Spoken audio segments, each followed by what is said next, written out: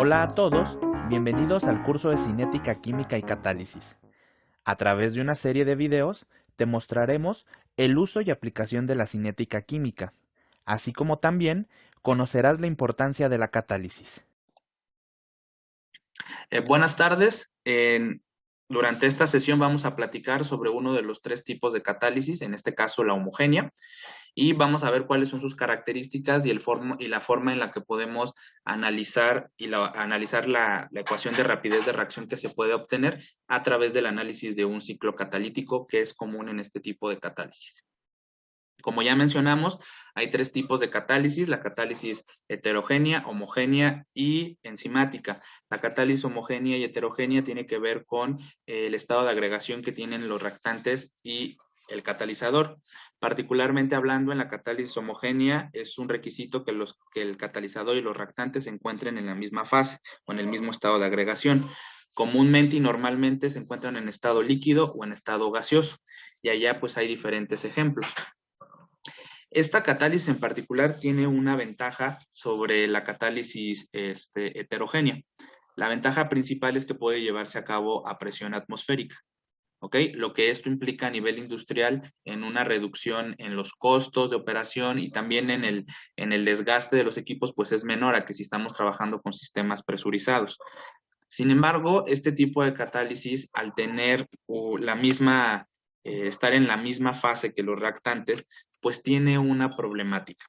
Una vez de que nosotros agregamos al catalizador, pues entra en la misma fase que los reactantes, incluso que los productos, y al término de la reacción, pues es difícil separarlo. Entonces, esta catálisis está realmente caracterizada por una difícil separación del catalizador con la mezcla reaccionante. ¿Y esto a qué conlleva? Bueno, primero, dado que no lo podemos separar, pues es que la vida útil del catalizador pues no se puede utilizar en diferentes ciclos posteriores. O sea, se ocupa una vez y pues ya no se puede reutilizar porque quedó mezclado con los reactantes que no se transformaron y con los productos que se formaron. Por otro lado, si lo que nosotros queremos es tener al producto puro, pues es que entonces nos estorba tener al catalizador. Entonces, ¿qué hacen normalmente a nivel industrial? Pues hay que quitarlo. Entonces hay que tener un método posterior a la reacción para poder eliminar al catalizador que queda remanente en el sistema. Entonces, pues esto trae consigo, o sea, que aunque, digamos, la reacción por sí misma no se lleva a cabo en condiciones extremas de presión, pero sí tiene un costo asociado adicional cuando nosotros tratamos de separar al catalizador de la mezcla reaccionante. Entonces, esta es la ventaja y la desventaja de este tipo de catálisis.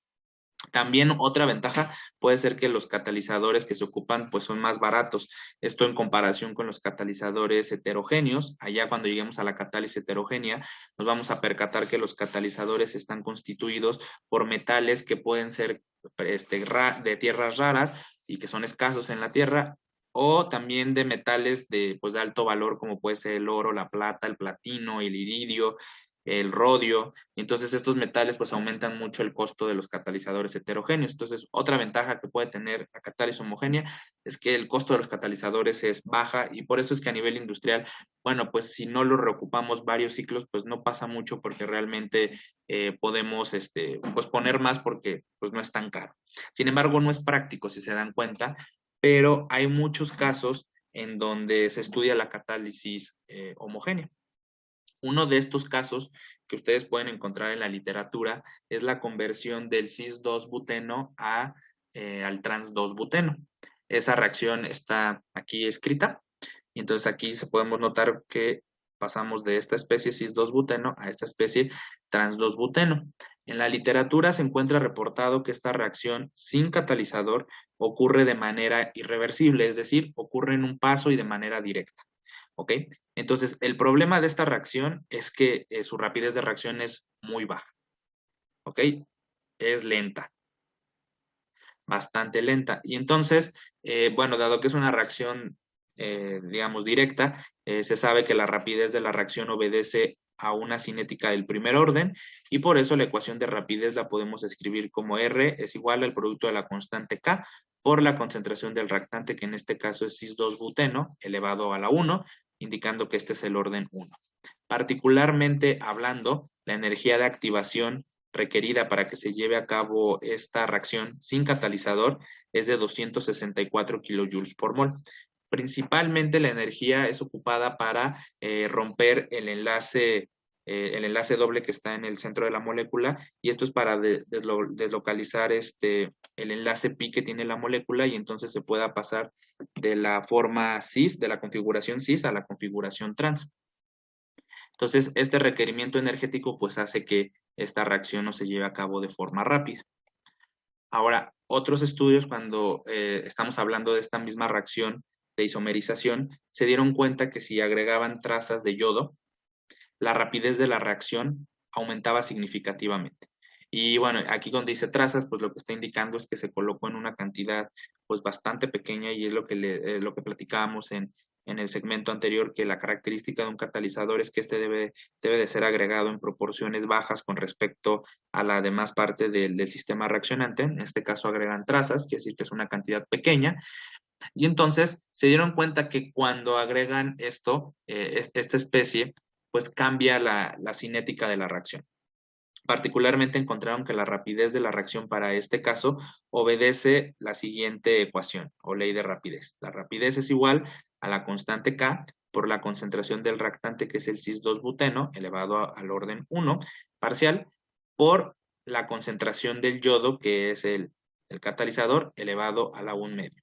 Y aquí es donde podemos otra vez retomar esta plática que hemos tenido a lo largo del curso, que en una ecuación de rapidez es posible que aparezcan reactantes, productos e incluso concentraciones de catalizador, puesto que estas sí las podemos medir. Las únicas concentraciones que están prohibidas, que no pueden aparecer, son las concentraciones de especies intermediarias, y que por eso da origen a ese método de la aproximación del estado estacionario, donde pues nos abocamos a esta característica, y a partir de él se desarrolla ese tema.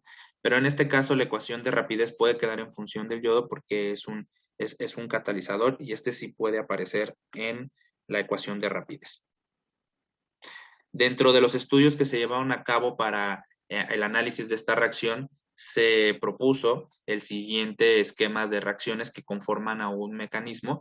Particularmente este mecanismo tiene 5 reacciones involucradas, que en el diagrama dice que son pasos, pero bueno, son reacciones que en conjunto, cuando las vemos, pues ya es el mecanismo de la reacción, y que este mecanismo es un dibujo esquemático de cómo se piensa que la reacción se lleva a cabo, considerando los productos y los reactantes que participan en ella. Básicamente a esto se le conoce como ciclo catalítico. ¿Ok? Un ciclo catalítico, como podemos ver, tiene un inicio, se desarrolla, y al término se regenera la especie activa, que en este caso pues el catalizador es el que participa, y entonces cuando esta especie se regenera puede tenerse otro ciclo para formar a otro producto, y este ciclo puede repetirse n cantidad de veces. Entonces, cuando ustedes busquen en la literatura la catálisis homogénea, es muy común que se reporten los ciclos catalíticos de manera esquemática, como se mira aquí. Entonces, el objetivo es que ustedes busquen artículos donde puedan tener esquemas indicando cuál es el ciclo catalítico de la reacción de estudio, porque pues seguramente también van a obtener una ecuación de rapidez, o van a analizar alguno de los parámetros cinéticos involucrados en este mecanismo. ¿Okay?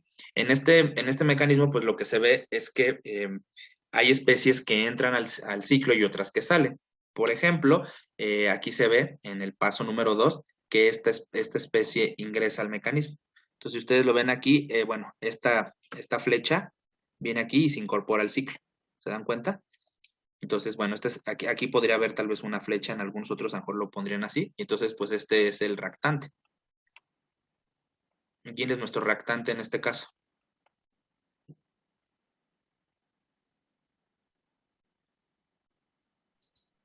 Cis-buteno.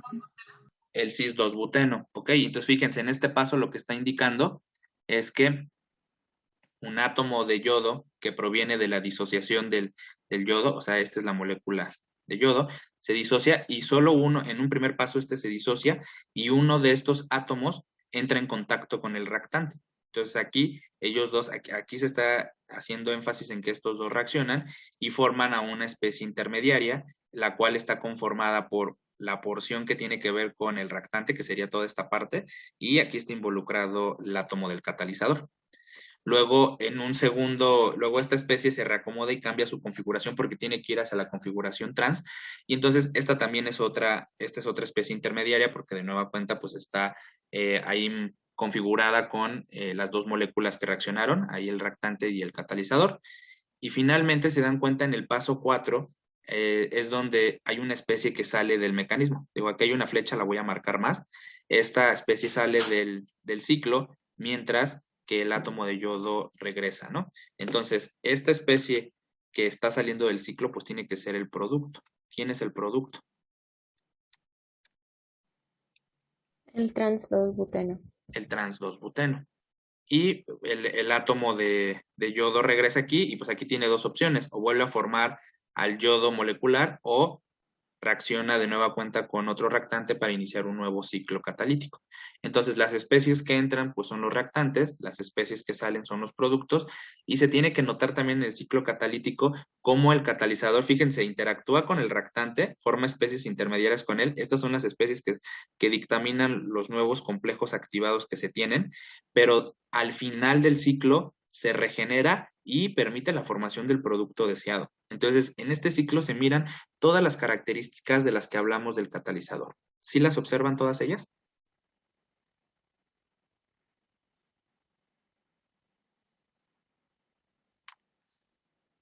Si no, ¿quién sabe? Sí, las observamos. ¿Sí? Ok, bueno. Entonces, el objetivo es que ustedes busquen ciclos catalíticos si les interesa la catálisis homogénea y los analicen. Y entonces puedan ustedes establecer, mirando el mecanismo, ustedes puedan establecer el rol. ¿Queda claro el rol que tiene cada uno? O sea, sí se nota que este es el catalizador. Se nota que este es el catalizador porque participa y se regenera. Sí se nota que esto es el reactante porque ingresa, que este es el producto porque sale, y las especies que están dentro del ciclo y que primero se forman y luego se consumen, ambas son especies intermediarias. ¿Se fijan cómo mirando el mecanismo podemos establecer el rol de las especies? Sí, profe. Vale, a ver, espérenme nada más que se me... Aquí le pulsé al zoom sin querer. A ver, especies intermediarias.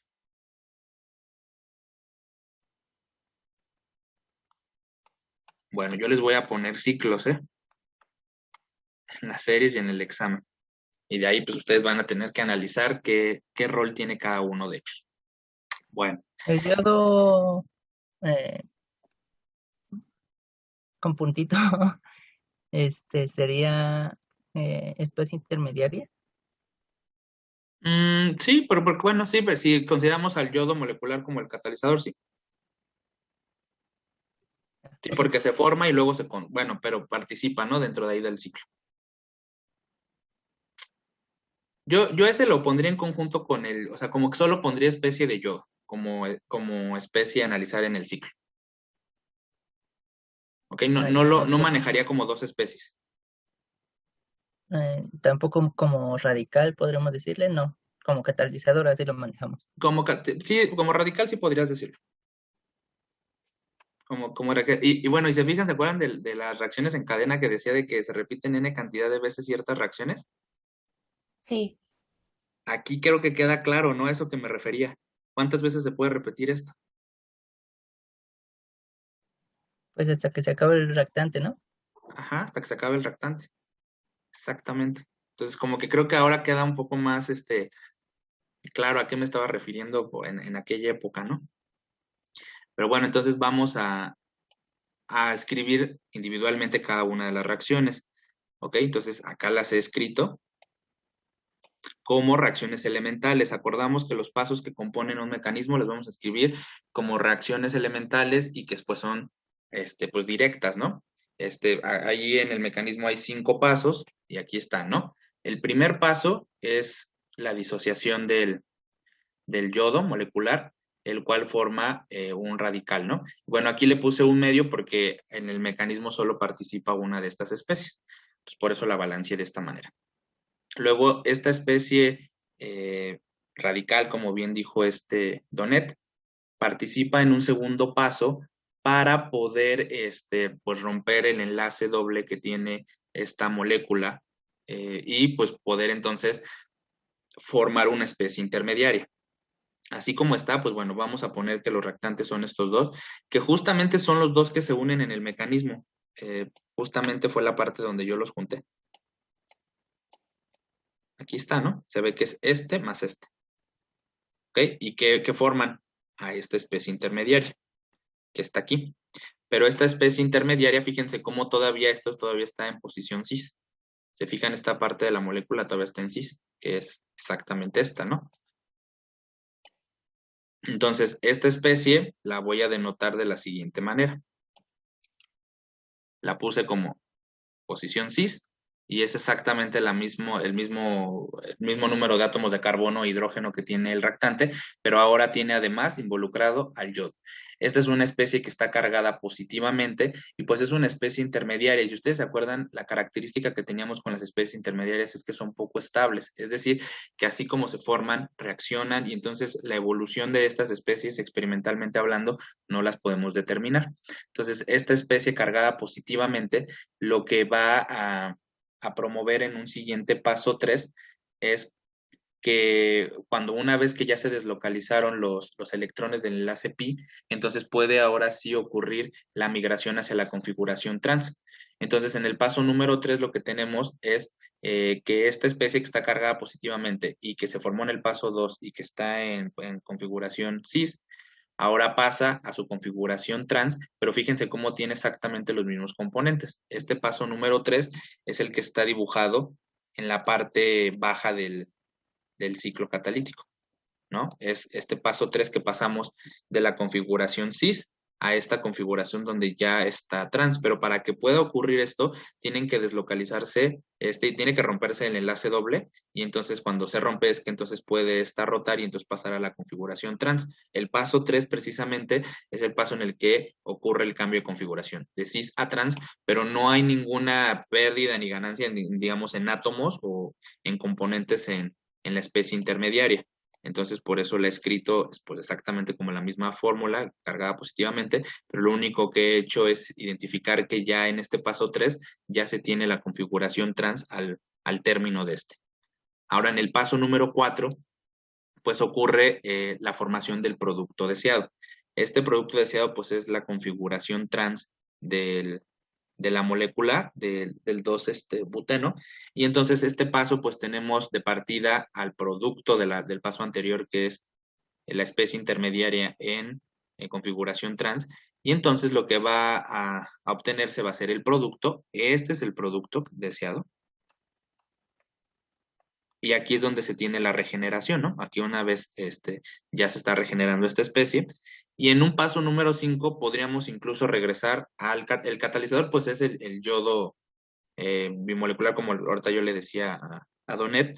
Entonces, básicamente la regeneración pues ocurre en el paso 5, en donde este radical puede formar de nueva cuenta a la molécula bimolecular o molecular del yodo, y entonces aquí es donde tendríamos, ahora sí, la regeneración del catalizador. ¿Ustedes podrían haber escrito estas 5 reacciones a partir del mecanismo?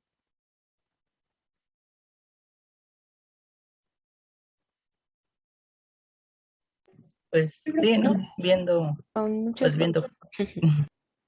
Ok, pero sí se puede, ¿no? O sea, sí queda claro cómo las escribí, o sea, ¿sí ven eso aquí? Ay, perdón. ¿Sí lo ven? O sea, que uno da pie a otro, así como vamos en cada paso. Tal vez tienen que mirar más ciclos, ¿no? Pero la idea va por ahí. ¿Qué pasó, Donna? Una pregunta nada más, es que dice que en el paso 3 es donde se rompe el enlace pi, ¿no es en el paso 2? En el paso 2, no, en Ajá, el paso... es que en el ciclo vemos, o sea, en el paso 2 ya no tiene el doble enlace. Ok, es cierto. A ver, déjame ver qué escribí. A ver, antes de que yo diga algo. No, carbono el doble enlace, formó una especie intermedia cargada positivamente. Sí, dice que ok, sí, tienes razón, en el enlace, en el paso 2 donde se rompe el enlace pi, tienes razón. Y en el paso 3 es donde cambias la configuración, donde pasamos de cis a trans. Sí, tienes razón, Donet. Esto lo voy a pasar acá arriba. Ah, ok, Sí, sí, es que todo el tiempo estuve ahí cuando lo estaba estudiando y así de, pero ¿por qué no encontraba ya? sí, Ok, tienes razón, ahí me equivoqué. Ujú. Lo voy a cambiar y subiré de nuevo el documento. ¿Te parece bien? sí, gracias. No a ti.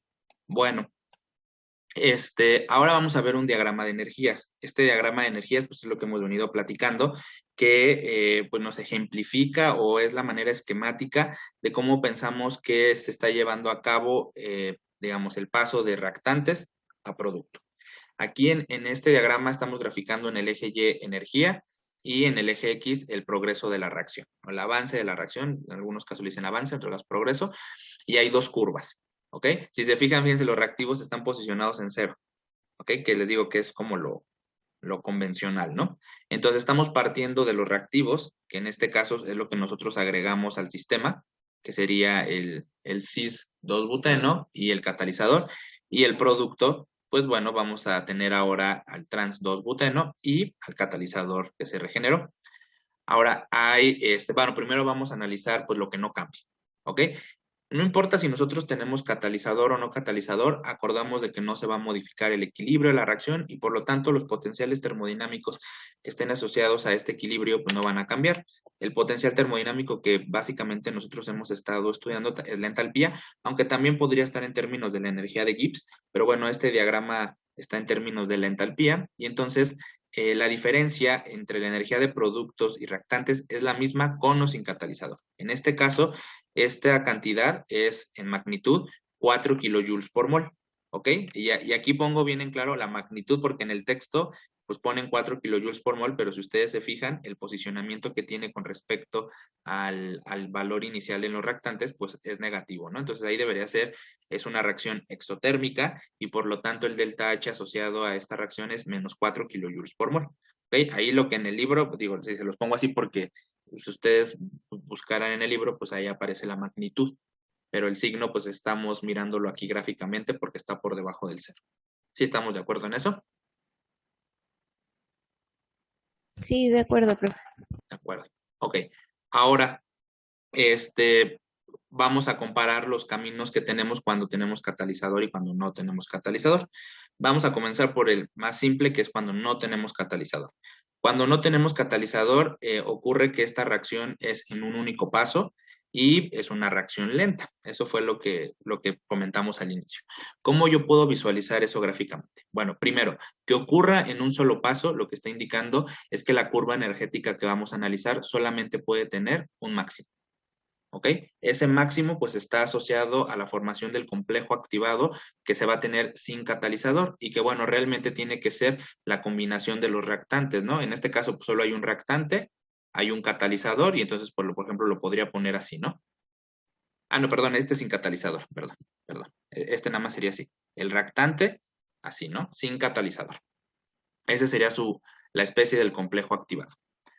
Solamente hay un máximo y entonces la barrera energética que se tiene para este caso, pues es toda esta distancia. ¿Están de acuerdo que es la diferencia? Déjenme poner aquí una línea punteada. La energía de activación sin catalizador es toda esta diferencia, es de aquí hasta acá, ¿no? Entonces déjenme ponerlo con la regla.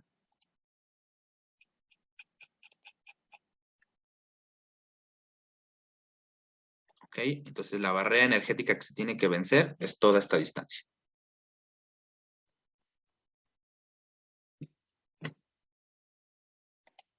¿Ok? Esta distancia que está aquí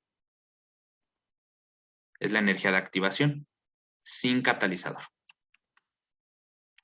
¿Ok? Ese valor numéricamente hablando corresponde a 264 kilojoules por mol, más o menos aquí está localizado. Solamente hay un valor de energía de activación porque solo hay un paso implicado cuando no hay catalizador, por eso solo hay un máximo. ¿Ok?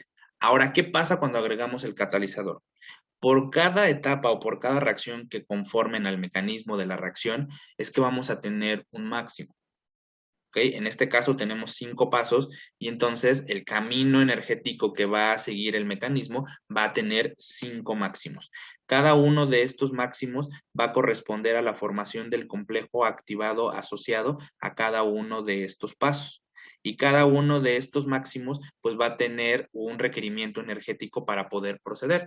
Si ustedes se acuerdan cuando vimos los mecanismos de reacción para cadena, reacciones en cadena y que lo combinamos con la ecuación de Arrhenius, ¿se acuerdan que para cada reacción teníamos una energía de activación asociada? ¿Se acuerdan de eso? Y que luego con esos valores les pedía calcular la energía global, energía de activación global. ¿Sí se Sí, acuerdan de profe. eso? Bueno, esos valores individuales son estas distancias que hay entre los reactantes y la cima energética de cada uno de estos pasos. Entonces, para yo conocer la energía de activación requerida para cada paso, tengo que hacer la diferencia entre el máximo y el valor donde está comenzando los reactantes de este paso. Entonces, en el primer caso, pues es la diferencia que está marcada aquí, es el máximo menos, en este caso el posicionamiento de los reactantes está en 0. Aquí es evidente que este es el valor de la energía de activación, toda esta distancia. Pero cuando pasamos al segundo paso, el máximo está localizado acá. Y uno podría pensar que el requerimiento energético de este segundo paso es mayor con respecto al del primer paso, porque pues está aquí posicionado más arriba, ¿no? O sea, si lo miramos, uno podría decir, el paso 2 requiere más energía que el paso 1. Podría uno llevarse con ese orden de ideas. Incluso luego mirar el paso 3 y decir, el paso 3 requiere aún más energía. Pues bueno, no es así. Realmente lo que yo tengo que comparar es el máximo con el lugar donde comienzan los reactantes de esa etapa. Por ejemplo, para la primera etapa aquí comienzan los reactantes, tenemos la formación del complejo activado y aquí están los productos de esa primera etapa, que ya los pusimos en el primer paso y allá que es un producto. Este producto de la primera etapa después se convierte en el reactante de la segunda etapa porque son etapas consecutivas. Eso quiere decir que los reactantes de la segunda etapa están localizados energéticamente hablando aquí. La diferencia entre estos dos puntos es lo que dictaminará la energía de activación para el segundo paso. Esta energía de activación solamente tiene esta magnitud que está aquí marcada en el diagrama, no desde acá, desde 0.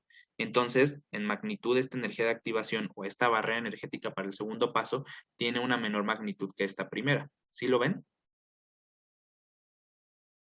Sí, profe, sí es claro. ¿Sí? Y ahora para la Profe, yo reacción, tengo una duda, o sea, dígame. ¿uno da pie a otro? O sea, donde uno acaba, el otro empieza, o... Ujú. Sí, aquí están los reactivos del primer paso, ¿no? ¿Y dónde están los productos de ese primer paso? Aquí, ¿no? Si ustedes, bueno, fíjate, sin catalizador, tenemos reactivos, llegamos a la cima y llegamos a productos. Este mismo comportamiento lo tenemos en cada paso del mecanismo. Entonces ahora voy a tener reactivos, tengo la cima y aquí llego a los productos de esa primera etapa. ¿Ok? Ahora los productos de esta primera etapa dan pie a la formación al segundo paso y eso lo podemos ver en el mecanismo, acá arribita. Ah, ok, ya ¿Ya entendí. se Gracias, fijó? profe. ¿Sí? Ok, muy bien.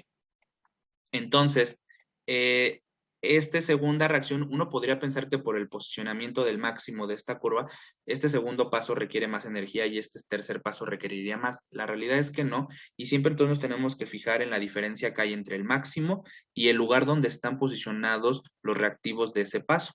En este caso, por ejemplo, sería esta distancia para la etapa 3, esta sería la energía de activación 3. Para la energía de activación 4 sería esta pequeña distancia y para la energía de activación sería esta pequeña distancia. ¿Ok? En el mecanismo, el paso que tenga la mayor barrera energética, pues será la etapa que va a requerir, pues va a ser la más lenta. ¿Ok? En este caso, pues la primera etapa es la que requiere mayor energía, es decir, es la que tiene la barrera energética más alta a vencer, entonces es la primera que va a costar más.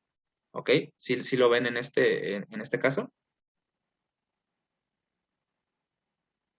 Sí, profe. ¿Sí? Ok. En conjunto, si se dan cuenta, el camino que recorre este camino con catalizador es menor que el que tenemos sin catalizador. Por eso decimos que el catalizador da pie a un mecanismo diferente, es decir, a otra trayectoria para que se lleve a cabo la reacción, pero que energéticamente hablando es menor y por lo tanto es más viable que ocurra la reacción si nosotros consideramos la presencia del catalizador. Al final de la historia, los dos caminos con o sin catalizador conllevan a la formación del producto deseado, en este caso el trans 2-buteno, y entonces vamos a tener exactamente el mismo estado final. ¿Hasta ahí vamos bien?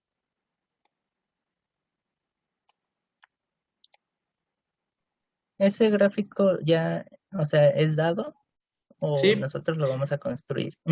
no, ustedes no lo van a construir, no. Y la verdad es que la mayor parte de esos gráficos, cuando ustedes los buscan en los artículos, esos gráficos están construidos con cálculos teóricos, ¿ok? Hay ahí técnicas LUMO y HOMO, así se llaman LUMO y HOMO, que sirven para poder estimar esos valores de energía de activación para cada uno de los pasos propuestos. Obviamente esos pasos nosotros creemos que son los que creemos que están ocurriendo, ¿no? Pero no tenemos la certeza. Entonces, los cálculos teóricos permiten establecer si ese mecanismo puede ser válido o no.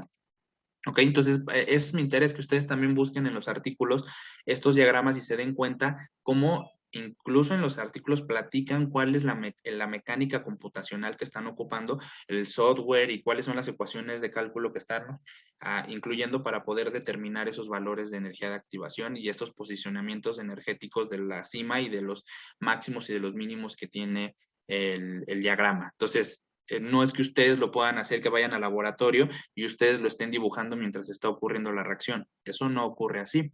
Entonces, esto se hace a través de cálculos computacionales y esa es otra área de interés que hay principalmente en el tema de catálisis, porque esos posicionamientos energéticos pues tienen que ser calculados a partir de propiedades químicas, ¿no? De estimar cómo se van a interactuar y qué es más probable que ocurra, si una configuración o otra configuración en las reacciones que se están estudiando.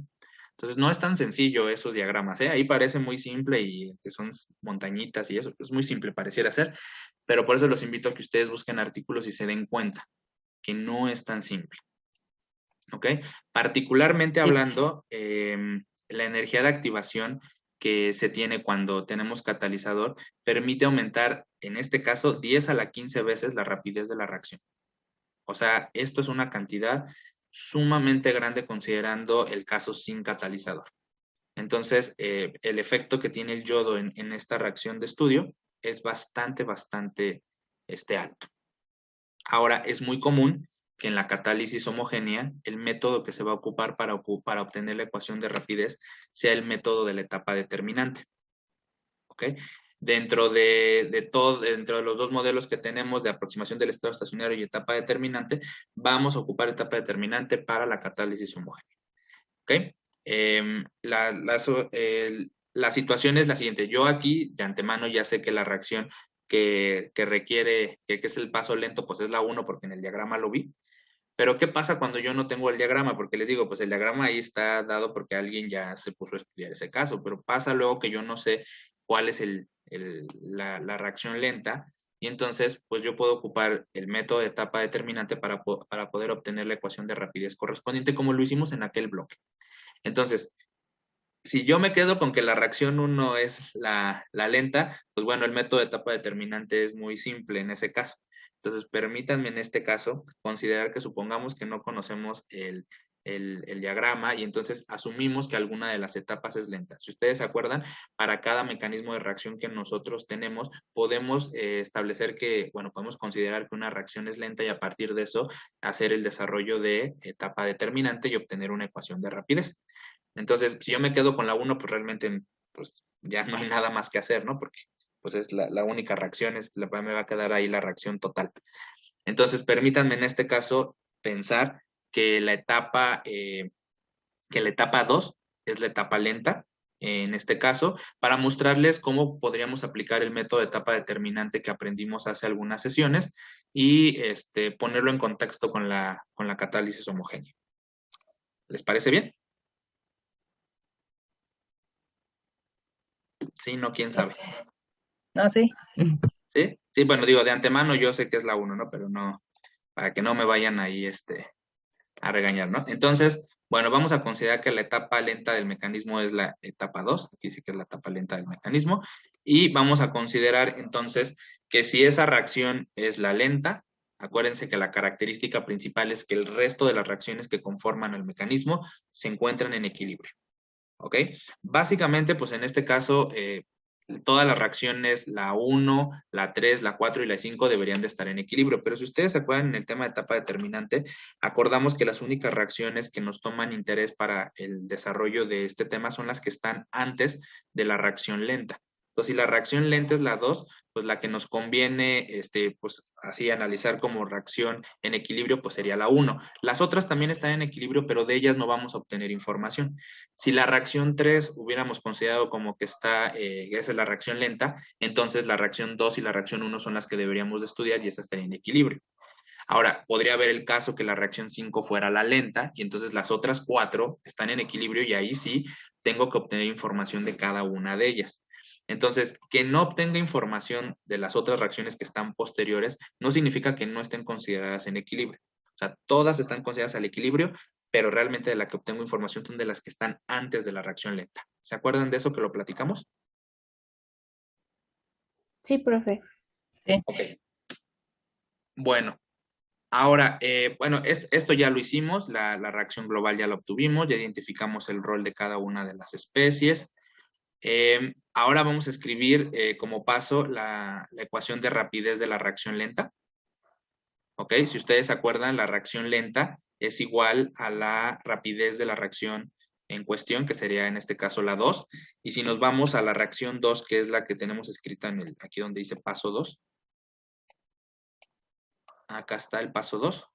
Entonces yo tengo que la rapidez de esta reacción sería K2 por la concentración del yodo, del ion, perdón, del radical, perdón, por la concentración del cis-2-buteno. Entonces voy a escribir K2 por la concentración del radical por la concentración de cis-2-buteno.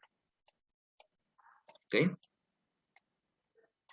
Entonces ya la escribo acá, me queda K2 por la concentración de cis-2-buteno y la concentración del yodo. Entonces, no, espérame, ahora que lo estoy mirando, Donet, no, me retracto en lo que te dije. Sí, el yodo, el radical yodo tiene que ser una especie intermediaria. Me desdigo de lo que te dije ahí arriba, perdón. Sí tenías razón. Esta especie, y aquí toma sentido, justamente por eso lo puse acá abajo, toma sentido porque si fuera el catalizador esta especie, esta ecuación podría quedar así, ¿estás de acuerdo? Sí, por eso preguntaba. Sí, ya ahora entiendo a dónde fue tu pregunta, perdona, allá como que no me di cuenta de esto, pero una disculpa. Entonces, bueno, acá claro, ¿no? Entonces sí es una especie intermediaria porque se forma y luego se consume dentro del mecanismo y bueno, esta especie puede dar pie a la regeneración del catalizador, pero por sí misma pues es una concentración que yo no puedo determinar experimentalmente. Entonces, la concentración de pues no puede quedar en la expresión final al ser una especie intermediaria y lo que me conviene es ponerla en términos de algo que yo sí pueda medir, ya sea un reactante o incluso la propia concentración del catalizador.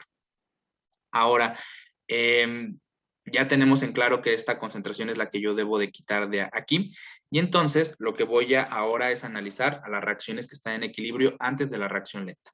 Dado que la reacción lenta es la reacción 2, entonces yo voy a analizar ahora la reacción en equilibrio, la 1, ¿no? Acordamos que esa es la que me interesa, ¿no? La 3, la 4 y la 5, aunque están en equilibrio, no las voy a analizar.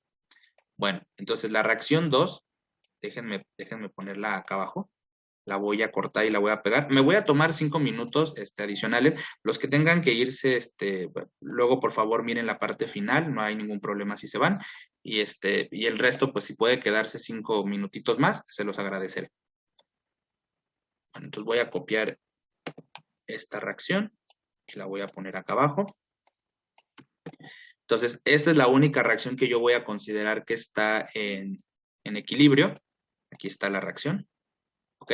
Y dado que la voy a considerar que está en equilibrio, pues le voy a poner acá también la flecha, la de ida y la de vuelta. Pero aquí en esto, acuérdense que le ponga la doble flecha lo que implica es una reacción en equilibrio. ¿Ok? No implica que sea una reacción reversible, que son cosas diferentes. Eso ya lo platicamos en el tema pues del inicial del segundo bloque. Entonces, esta reacción al ser equilibrio, yo le pongo la doble flecha. Entonces, voy a escribir la ecuación de rapidez como la reacción directa menos la rapidez de la reacción de regreso. En este caso, pues me queda K2. Ay, perdón, traje traje la que no era, perdón, esta es la lenta, perdón. Tengo que traer la otra. Me equivoqué cuando la copié. La lenta es la 2, entonces la que está en equilibrio es la 1. A ver, espérenme. Déjenme copiarla. Es la 1. La voy a poner acá abajo. Ahí está. Entonces ahí está la 1. Entonces le voy a poner la doble flecha indicando que está en equilibrio. Entonces escribo la ecuación de rapidez. Entonces, dado que ahora tengo una reacción de inversa, pues la K1', y entonces me va a quedar que la rapidez de la reacción 1 es K1 por la concentración del yodo molecular elevado al coeficiente estequiométrico que tenemos, que en este caso es 1/2. Ahí acordándonos que las vamos a tomar como reacciones elementales, entonces hay que considerar el coeficiente estequiométrico, y luego viene menos la contribución de la reacción de regreso, que es la constante K1', por la concentración del reactante de la reacción de regreso, que sería la concentración del radical. La característica principal de las reacciones que se encuentran en el equilibrio es que se van a igualar con 0, y a partir de esto es que yo puedo despejar a la concentración de la especie que a mí me interese. En este caso, la concentración que a mí me interesa sustituir en la ecuación de rapidez total, pues es la concentración del radical. El radical está aquí, y entonces voy a despejar a esta especie. La voy a despejar y entonces me va a quedar que es K1 entre K1' por la concentración del yodo elevado a la 1/2, y considerando la constante de equilibrio K1 mayúscula, entonces me va a quedar expresado que la concentración de este radical de yodo va a ser K1 mayúscula por la concentración de yodo elevado a la 1/2. Esta concentración la voy a sustituir en la expresión que escribimos para la rapidez total, que esa la pusimos acá, y quedó que la R lenta es K2 por la concentración de la especie cis por la concentración del radical. Entonces, en vez de escribir, entonces aquí ya voy a escribir, ¿no? K2 por la concentración de cis, y en vez de escribir la concentración del radical, voy a poner el producto que obtuve en la ecuación número 2. Es por eso que aquí, en vez de la concentración del radical de yodo, voy a poner el producto K mayúscula 1 por la concentración del yodo elevado a la 1/2. ¿Ok? Entonces, hasta ahí más o menos. ¿Sí? Sí, Ok.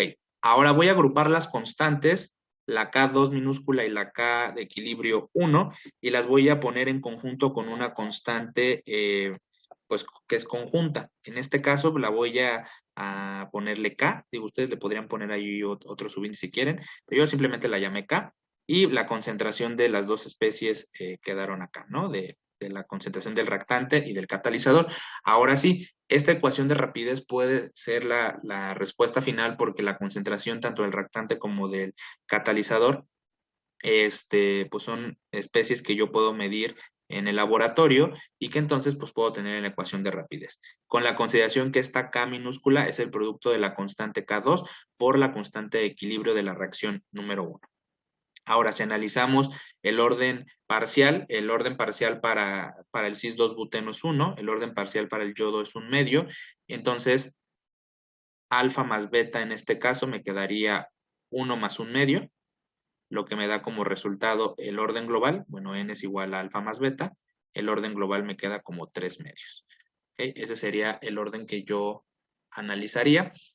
Y esta sería la ecuación de rapidez que se obtendría si nosotros asumimos que la etapa lenta es la 2. Les digo, en los mecanismos podemos asumir que la reacción 1, 2, 3, 4, 5 es la lenta, y aplicar el método de etapa determinante.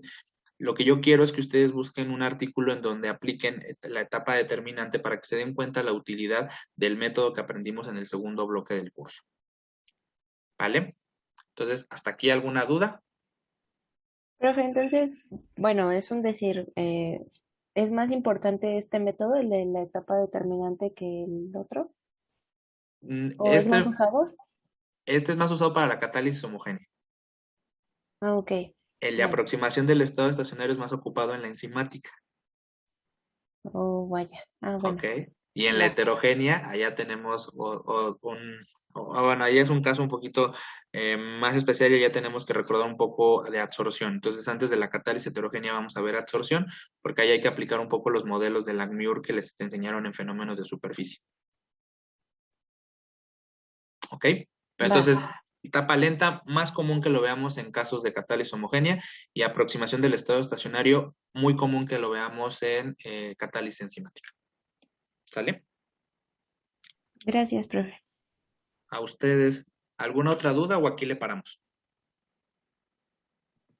Yo tengo una duda, pero no es del documento, entonces. Ok, si quieres ahorita entonces lo miramos, Donet. Pues muchas gracias, ya les robé unos minutos, nos vemos la próxima sesión. Que tengan buena tarde. Gracias, profe. Hasta luego. Gracias, profe. Hasta Gracias, luego. profe. Hasta luego. Hasta luego. Pon en práctica lo aprendido en esta clase. Nos vemos en la próxima.